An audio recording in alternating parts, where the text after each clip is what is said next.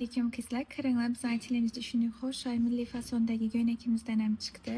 Bemalol gelip gig ko'rib xarid etsangizlar ham bo'ladi. Bunga maslab shunday xo'sh diademamizdan ham bor. Hammangizni kutib qolamiz. Dostavka xizmatlarimiz ham mavjud.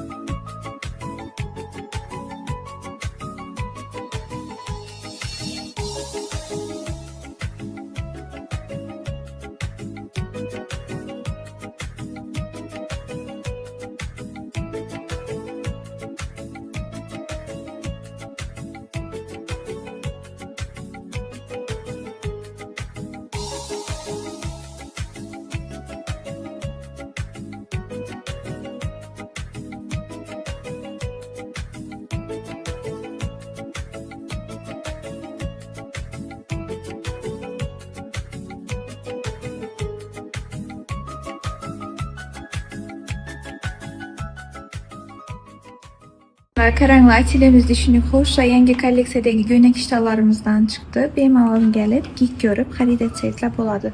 Xohlasangizlar dostavka xizmatlarimiz ham mavjud. Shunday xo'sh diademalarimizdan ham bor.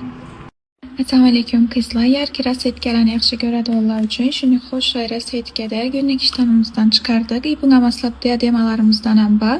Bemalol gelip o'zlaringiz ko'rib xarid etsangizlar bo'ladi. Dostavka xizmatlarimiz ham bor. Hammalaringizni kutib qolamiz.